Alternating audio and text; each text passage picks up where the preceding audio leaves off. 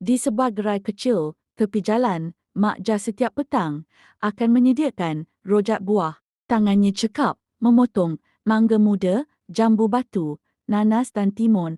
Ada yang masam, ada yang manis, ada juga yang tawar. Tapi bila disiram kuah rojak gabungan gula, Melaka, asam, Jawa, cili dan belatan, semuanya jadi satu rasa yang sedap.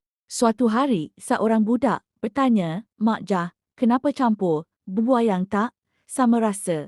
Mak Jah tersenyum sambil menggaul rojak. Macam hidup kita nak, tak semua hari manis, ada hari pahit, ada hari pedih. Tapi bila kita sabar dan tahu cara menggaul, hidup semuanya jadi nikmat. Budak itu diam memandang rojak di pinggannya. Dia senyum kecil selepas suapan pertama.